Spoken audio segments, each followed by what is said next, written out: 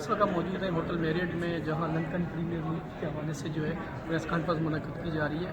इसमें पाकिस्तान की कोयटा ग्लैडिएटर जो गाल ग्लैडिएटर के नाम से है, इस इवेंट में हिस्सा लेंगे। नवंबर में होने वाले इस इवेंट में पाकिस्तान के साबिक़ कप्तान सरफराज अहमद के साथ एक ब्रेकिंग न्यूज़ ये है कि शाहिद खान अफरीदी भी इस टीम का हिस्सा होंगे। तो आइए इस प्रेस कॉन्फ्रेंस के हवाले से मज़ीद रिपोर्ट देखते हैं।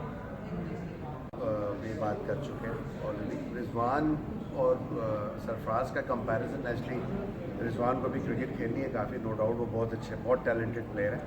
आई थिंक टेस्ट मैच के लिए मैं समझता हूँ कि ऐसा एनर्जेटिक प्लेयर होना चाहिए आपके पास। वेयर T20 की जहाँ तक बात है, जब आप सरफराज को लेके गए थे तो सरफराज को फर्स्ट चॉइस पे खिलाना चाहिए था। From my point of view, मैं कभी ऐसे प्लेयर को बाहर नहीं बिठाता बेंच में, जो सीनियर प्लेयर होता है, या तो वो 11 में होगा या वो टीम में नहीं होगा। It's better to have youngster, groom them, और वो टीम के साथ रहेंगे तो सीखेंगे, जाहिर सी बात है। फिर सीनियर प्लेयर्स को नहीं हो, जब आपको लेके गए थे सरफराज को तो फर्स्ट प्रायोरिटी पर उसको खिलाना चाहिए। पूरी फर्टिलिटी के लिए अच्छा है कि क्रिकेट ज़्यादा से ज़्यादा हो और रीजन में होनी चाहिए। इस रीजन में एक आई थिंक एक श्रीलंका ही रह गया था जहाँ लीग ज़रूर हुई थी, फिर गैप आ गया था काफ़ी। अब IPG जिस तरह मेहनत करी इस लीग के लिए, उम्मीद करता हूँ कि लीग हो गई तो यकीनन इस रीजन के लिए बहुत अच्छा होगा। जो सबसे अच्छा होगा आई थिंक कि वो T20 क्रिकेट के लिए अच्छा होगा। श्रीलंका में टैलेंटेड क्रिकेटर्स जो हैं उनको जब अपॉर्चुनिटी मिलेगी तो ऑटोमेटिकली जो कहना चाहिए ना, जो कंपटीशन है, उस कंपटीशन का लेवल हाई हो जाएगा। जाहिर सी बात है, जब श्रीलंका में अच्छे प्लेयर्स निकलेंगे, डेवलप होंगे, श्रीलंकन टीम में आएंगे T20, चूँकि आपको सबको पता है श्रीलंका की T20 की इतनी कोई आउट क्लास टीम नहीं है, बट हाँ ये उनके लिए बहुत बड़ी अपॉर्चुनिटी है, उन प्लेयर्स के लिए और श्रीलंकन क्रिकेट टीम के लिए कि T20 में उनको एक अपॉर्चुनिटी मिलेगी जिससे वो वर्ल्ड की दूसरी जो टॉप टीम है उनको कम्पीट कर सकते हैं। मुंबई अपने का श्रीलंका कोई आउट क्लास टीम T20 की नहीं है। पाकिस्तान आउट क्लास टीम थी, कोई तवील अर्से तक नंबर 1 टीम रही, लेकिन अक्टूबर से जब से नई मैनेजमेंट आई है टीम तदरीज नीचे डिक्लाइन आता जा रहा है। 5वीं पोजीशन पे आ जाती, लेकिन कल अच्छा रिजल्ट आ गया तो 4थी पोजीशन रिटेन की। तो T20 में जो अचानक तनज़ुली हो रही है पाकिस्तान की, जो नीचे ग्राफ आ रहा है, उसकी वजूहत आप किस तरह? आधे वही सिंप्लीफाई करेंगे तो मेरा ख्याल है दुनिया गोल है, जो चीज़ ऊपर जाती है वो चीज़ नीचे भी आती है, चाहे वो कोई दुनिया की टीम हो या कोई भी किसी भी ट्रेड में आप देखते हैं उतार चढ़ाव रहता है। आई थिंक आपको कंसिस्टेंट होना चाहिए अपनी परफॉर्मेंस में। पाकिस्तान की टीम अभी भी नीचे ज़रूर गई है, बट मैं समझता हूँ पर्सनली कि कंसिस्टेंट है।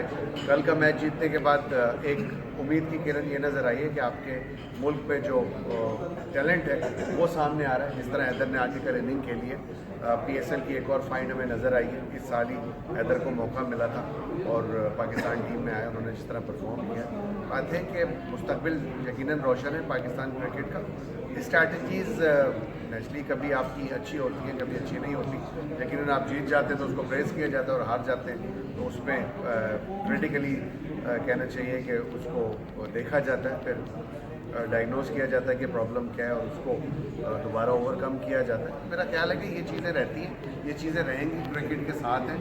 जैसे क्रिकेट में जीत होती है इसी तरह क्रिकेट में हार भी है, तो ये चीज़ रहेगी। मीडिया का काम है क्रिटिक होना, आइडेंटिफाई करना, कंस्ट्रक्टिव किस्म की कहना चाहिए रिपोर्टिंग करना, जिससे अल्टीमेटली हमारे मुल्क की टीम को, हमारे क्रिकेट को फ़ायदा हो।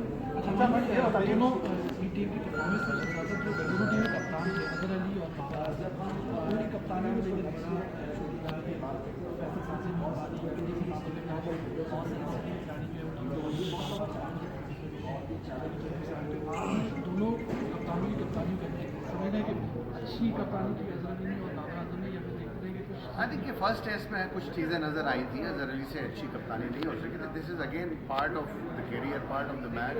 ये हो जाता है कभी, आप ऐसी चीज़ें हो जाती हैं ना चाहते हुए अच्छी हो जाती हैं, आप मैच जीत जाते हैं, बट इंटेंशन कभी भी किसी की गलत नहीं होती है। इंटेंशन यही होती है, कोई कप्तान मैच हारना नहीं चाहता, वो मैच जीतना चाहता है। कोई कोच, कोई मैनेजर, कोई टीम मेंबर मैच कभी हारना नहीं चाहता। आई थिंक कि एक स्ट्रैटेजी उन्होंने अपनाई थी, वो काम नहीं की, थोड़ी सी डिफेंसिव नज़र आई, इसलिए क्रिटिक हुआ। नेचुरली इंसान अपनी गलतियों से सीखता है। मैं समझता हूँ कि अजहर एक बहुत एक्सपीरियंस आदमी है, इस तरह की गलतियाँ नहीं होनी चाहिए थी। बाबर अभी क्योंकि थोड़ा सा हुआ, उनको वक्त देना चाहिए आप लोगों को। अच्छा पोटेंशियल नज़र आ रहा है, थोड़ा सा अथॉरिटिव होना चाहिए, ग्राउंड में नज़र आना चाहिए उनकी अथॉरिटी। कंट्रीब्यूशन सबका होता है, प्लेयर्स हर प्लेयर को टीम में इजाज़त होती है, कोई भी अपना एक वो शायद दुनिया में यूनिक हो।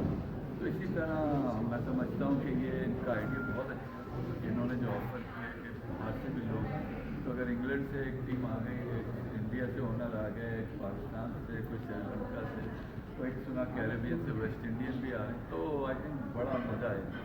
तो अगर आप समझते हैं कि अगर कोई आईपीएल की टीम आ गई, फॉर सपोज मुंबई इंडियंस के ओनर आ जाते हैं या दिल्ली के ओनर आ जाते हैं, तो वो एक वर्चुअली पाकिस्तान इंडिया कॉन्टेस्ट हो जाएगा अगर ऐसा होता है? इंशाल्लाह देखें वो उसकी वो जो स्पाइस है वो जो है वो बढ़ जाएगी, इसका जो मज़ा है वो बढ़ जाएगा फ्लेवर। बट अगर ऐसा हुआ तो अच्छा मज़ा है।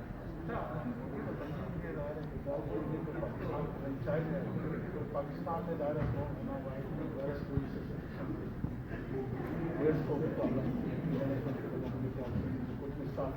इससे अपॉर्चुनिटी मिलेगी, डू यू थिंक कि पाकिस्तानी क्रिकेटर्स और कोचिंग स्टाफ हमारा बिल्कुल देखिए एक ये है कि एक ही टीम जा रही है पाकिस्तान से, तो बहुत ज़्यादा लोग तो नहीं होंगे, बट हाँ जो क्रिकेटर्स पाकिस्तान से जाएंगे उनके लिए एक अपॉर्चुनिटी है, और जो सपोर्ट स्टाफ होगा सारा उसके लिए अपॉर्चुनिटी है। जो ये लोग आईपीजी लेके जाएगा मेंबर्स यहाँ से, जो आई थिंक वो ग्राउंड वर्क करेंगे वो पाकिस्तान से होंगे, तो ओवरऑल पूरी दुनिया से आई थिंक दोबारा क्रिकेट का जो रिवाइवल हो रहा है, जो हम लोग अभी इंग्लैंड में भी देख रहे हैं, तो ये बहुत अच्छी अपॉर्चुनिटी है उसके लिए, पाकिस्तानियों के लिए स्पेशल। हाँ ये सरफराज है पहले अवेलेबल तो हों, पता नहीं कि उस वक्त होंगे भी या नहीं, क्योंकि उनका अगर सेंट्रली कॉन्ट्रैक्टेड प्लेयर है तो फिर शायद मुश्किल होगा, बट सरफराज तो हमेशा हमारा कप्तान रहा है और रहेगा। दिन भाई सेकंड ऑप्शन क्या होगी, सेकंड ऑप्शन क्या होगी अगर सरफराज अवेलेबल नहीं हुआ तो? सरफराज ऑप्शन मैं खुद कर लूँगा अगर वो नहीं होगा या मोइन भाई नहीं, सेकंड ऑप्शन देखिए जब तक वो लोग आएंगे नहीं, प्लेयर्स फाइनलाइज होंगे, हम कुछ कह ही नहीं सकते, कोई पता नहीं।